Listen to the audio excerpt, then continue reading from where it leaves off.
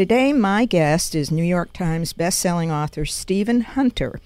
He will be speaking to us from his home in Maryland about his new book from Simon & Schuster, I, Sniper. This is quite a book. Stephen has written 15 novels and one nonfiction work. He was the chief film critic for the Washington Post, where in 2003 he won the Pulitzer Prize for Distinguished Criticism. He has as well published 2 collections of film criticism. Stephen, welcome to the show. Thank you, Jacqueline. It's great to be aboard. Well, I'm glad to have you here, and we're going to get into some interesting things about this book, I, Sniper. I have not finished it yet, but I intend to do that. So I'm going to be asking you certain questions for my audience. Let's start out with the fact that your new book, I, Sniper, is your 6th novel to feature the protagonist, Bob Lee Swagger, who is a retired Marine sniper. Give us a brief overview of this story. Oh, it's another conspiracy story. It has some similarity, and I do some of the tricks I've done in my other books. I wish I could come up with some new tricks, but you know what they say about old dogs. In any event, in this case, 4 famous peace demonstrators from the 60s are murdered, and the killer appears to be a Marine sniper, a trained sniper. Evidence very quickly suggests that it's a guy named Carl Hitchcock, and the FBI moves quickly to arrest him, and they find him dead by his own hand. This is an overwhelmingly popular explanation of the crime. It solves everybody's problems. It makes the crime go away.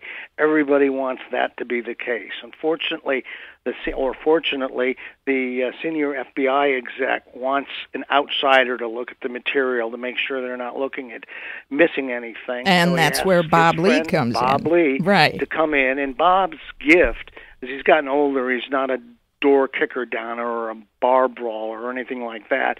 His gift is he has an almost autistic, almost genetic ability to see into shooting events. He understands the physics and the emotions and the physiology of what happens in those nanoseconds when bullets are flying through the air. Okay, let's stop there then, Stephen, because I want to get into the fact that just the title, I, Sniper, can be disturbing to people. Yet, one of the reviews of your book said that while the idea of a sniper as a man of courage is, quote, a troubling moral position, unquote, they go on to say that, quote, you demand that the reader rethink common cultural assumptions about good and evil.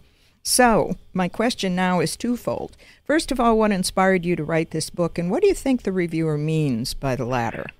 Well, let's start with the second one. Okay. One of the things my work has always stood for is respect for the men on the point of the spear.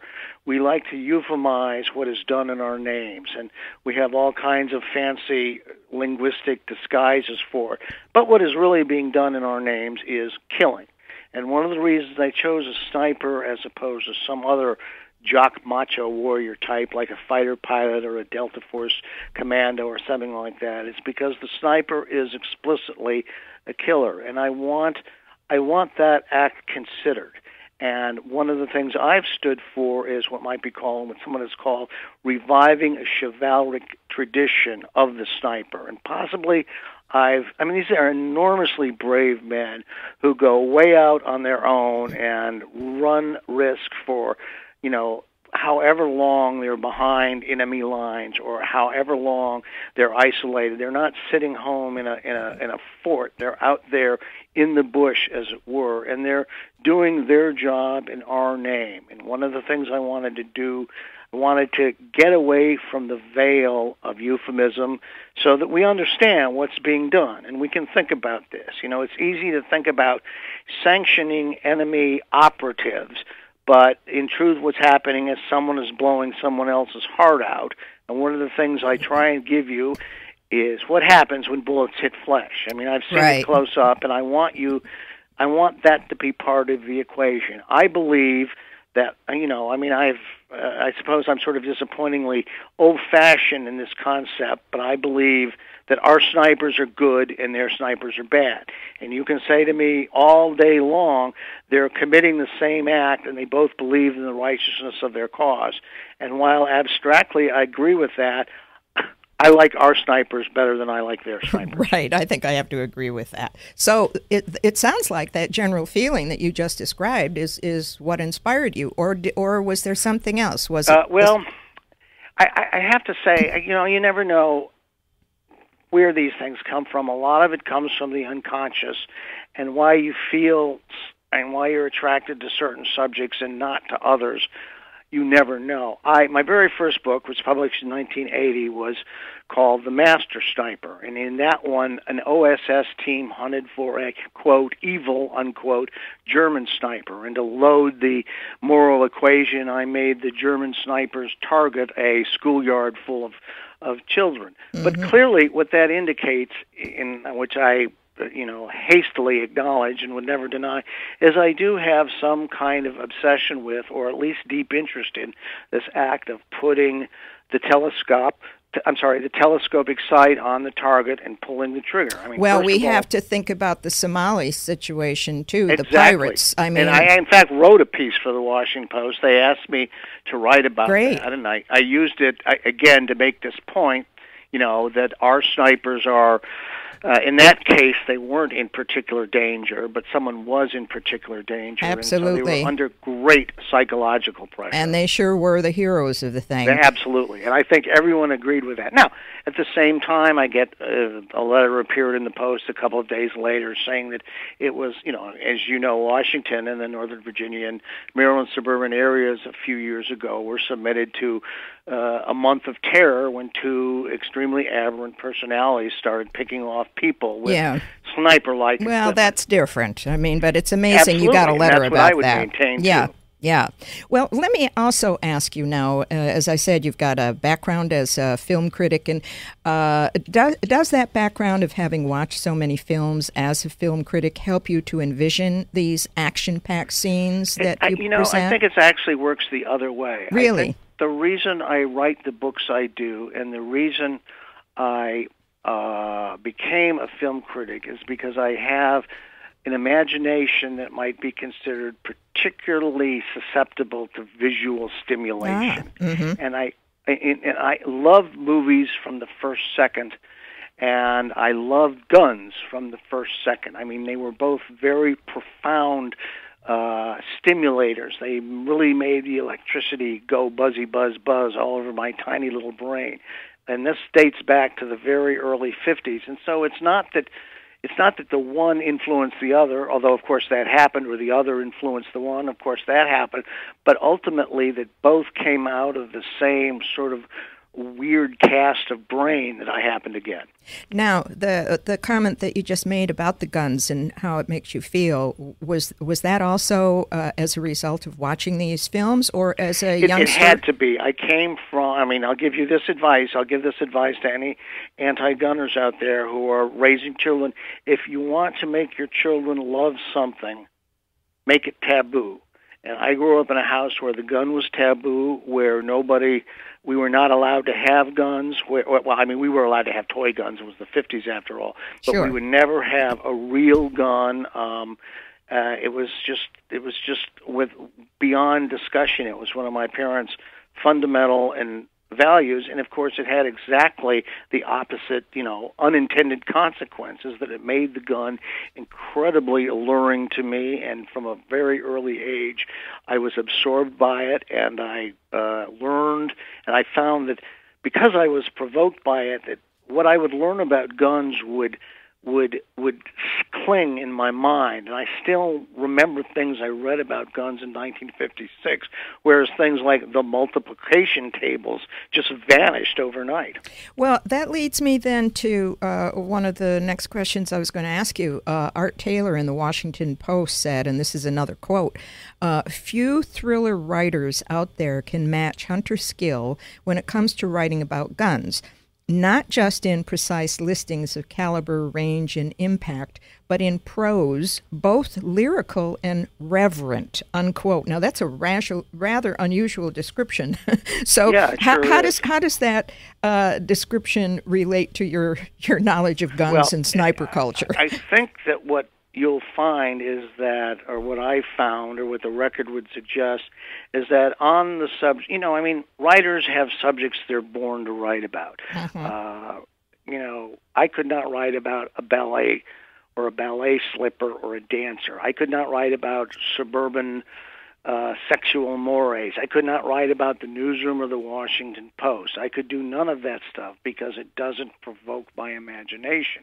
What happens is that writers get the best out of themselves when they understand the nature of their mind and the nature of their attractions and repulsions, and they write to those strengths. And because the guns speak to me uniquely, because they fascinate me deeply, I'm able to get more out of my talent than I could on some subject that someone else might will upon me. And it's just, at a certain point in my life, I understood that this is what I could do, and therefore this is what I had to do, and that I would do it regardless. I operated for 38 years in a very liberal political newsroom culture, and I know that people in many cases were kind of disturbed by me. They didn't know what to make of me. They found that particular obsession a little suspect, but still, I had to be who I was, or I would be nobody. Very quickly, let me ask you: were you a hunter, or were you just interested in it? I actually was not a hunter, and I am not terribly. I'm interested in the guns and the shooting, and not particularly. I have no desire to kill an animal or a human being. However, about 10 years ago, I decided that I wanted to shoot for blood. I wanted to be what I would say is in the house of death. I wanted to see what bullets did to bodies, and short of going to war, the only way to do that was to go hunting. And I have done what I would characterize as occasional or limited hunting. There are people who their gene is for hunting, not shooting. Right. And they will hunt with a bow and arrow. They will hunt with a flintlock. They'll hunt with a sharpened spoon or a stone. They are just hardwired to hunt. Now, I'm not that kind of person. Having done that, but let me just say, I'm not harshly judging that. I think I understand. Yeah, okay. I understand. I think that's a given. But now that you and again, just briefly, yes or no? Now that you've done the killing, are you ready to quit hunting, or are you going to try it again?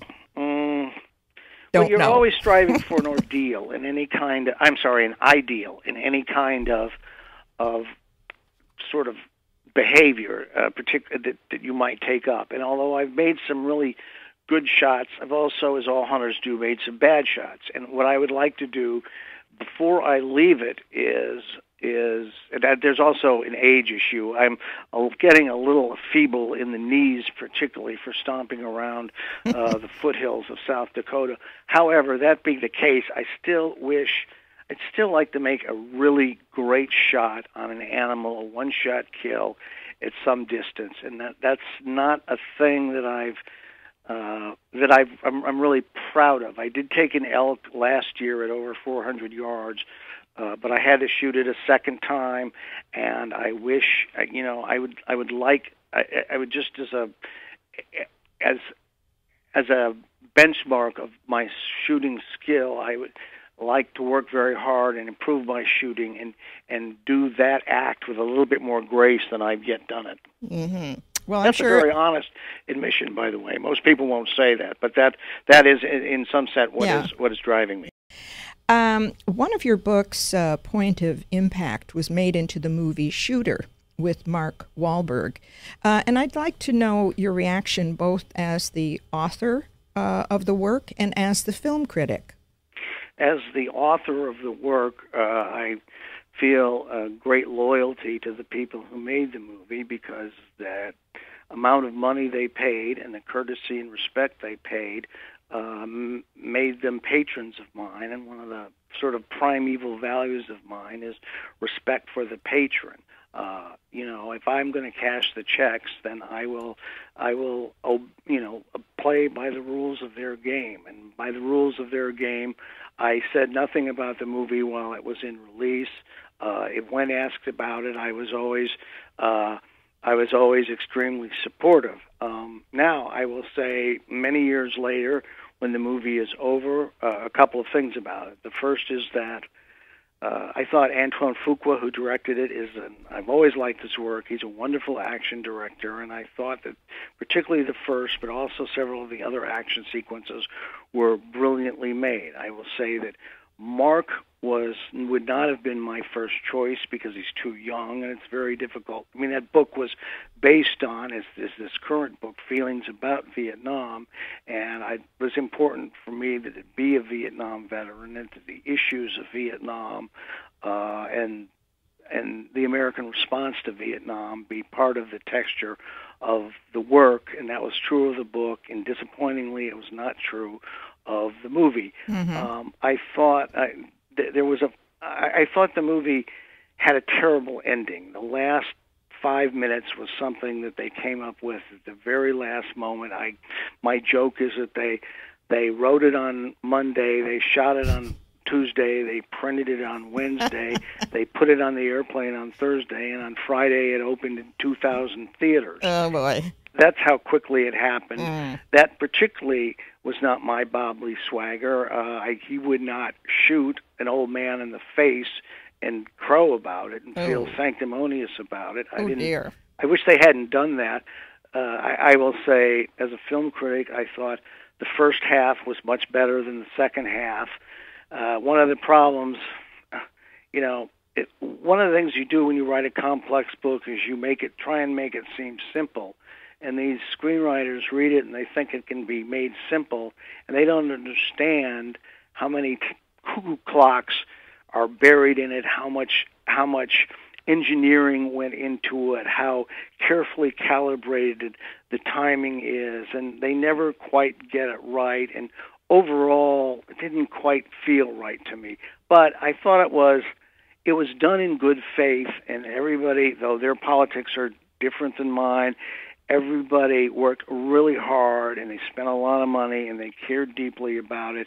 So while I have some doubts and misgivings, all in all, I have to regard it as a positive. It got me, hundreds, maybe thousands of new readers, made Bob Lee swagger, a vivid personality. Okay, I'm going on too long. So basically, I have positive feelings about it with some doubts. Yeah. Yeah. Well, as you know, we have a lot of film people here in the Palm Springs area, and we just finished up the film festival that's a big deal here every year. And I think it would be interesting for our listeners to hear the response. It also makes me wonder, because a lot of the authors that I have interviewed have had the rights of their work sold for films. And often I think what happens is, as you described, they have a certain image in their mind of when they're writing about the protagonist, and then the character that's selected for the movie is totally different. And then a movie is purchased because everybody loves the book, and then they go ahead and change the ending like they did in your case. My joke about that whole process is that while they're trying to talk you into signing, they say, "This is the greatest thing you ever wrote. This is fabulous. It'll make a fabulous movie. Go on, sign it. It'll be so great." And then you put your name on the dotted line, and they say, "Oh my God, what have I done? This thing stinks. It needs to be fixed. It needs to be torn apart. It needs to be made better." And you wonder, what is this crazy world? Exactly. Well, the next thing I'd like to ask you, too, is that some of the writings have said that descriptions in the book, this book in particular, have been described as quite graphic. And I want to ask the question that maybe seems a little obvious. Why do you make them graphic? And is that what appeals to the male gun enthusiasts who no, are actually, readers? It's not. And if you read gun, it's unusual, and it deviates from other gun culture expressions in that it is so graphic. And if you look at gun magazines, if you read classical gun writing, you'll see that it is extremely discreet about the impact of bullets on living flesh. And I can only say, again, I think it's kind of a matter of taste. Maybe I have a macabre taste.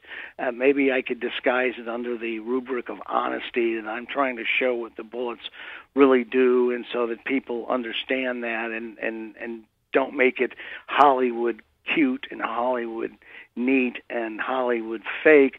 But just as a film critic and as a consumer of entertainment, my own preference, and it seems to be a preference of millions of adults, is for what I would call R-rated material. I don't go to see many PG-13 movies. I don't write PG-13 books. I'm not interested in PG-13 expressions, and I want to see as much as the filmmaker or the writer will show me.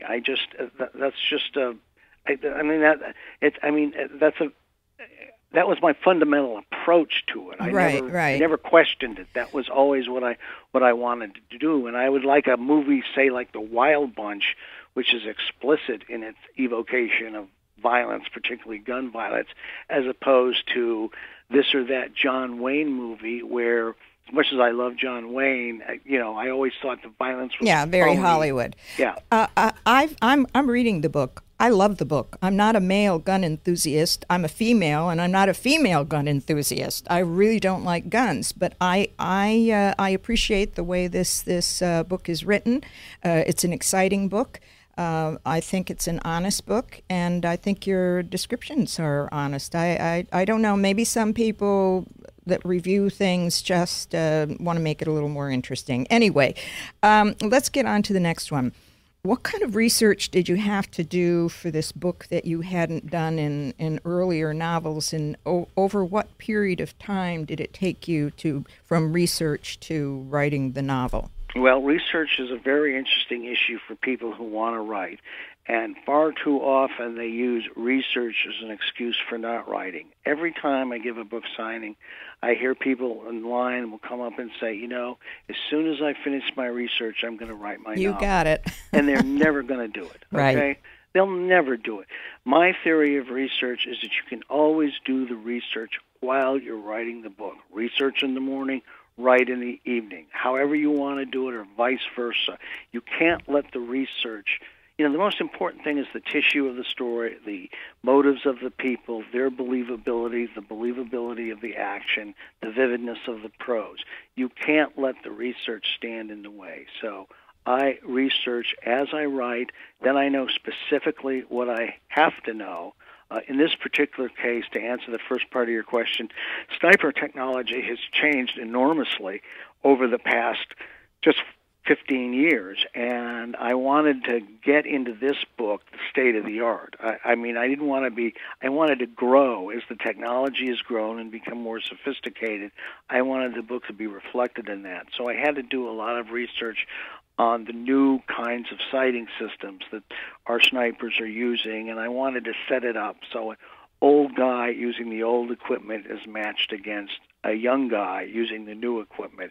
And, of course, as I'm sure you agree with me, age and treachery always beat youth and talent. Right. Swagger is sent That was a joke. Well, I'm not going to... Okay. All right. You're forgiven. You're giving me a half an hour. You're forgiven. Well, I kind of like to bypass the jokes and get on to the meat of the book. Okay. Swagger is sent to a company called named I, lowercase, Sniper, a high-tech company that specializes in computer-aided ballistics, to take a course that's going to help him track down the killer, giving the title a double meaning. Was that in your thoughts early on? Did you have this in mind? I had several other titles. Mm-hmm. I had several other names for the technology. Thanatos, Ontos, which is Greek for thing. There were several others that I thought were kind of cool, but I just liked the play between the title "I Sniper" and the device, the "I Sniper." I just thought that was kind of there was a nice echo effect there that is it has no function in the narrative except to amuse the author. I thought that was great. Thank you. I really did when I got to the part about the some the readers company. will catch it and some won't, and I don't think it matters. But if you do, I hope it improves the narrative. Yeah, slightly. It does. It's a nice little aha experience. About the research that we were talking about, over what time did it take you to write the book? How long did it take you? Oh, you'd be stunned how fast I am. One really? of my trainings of I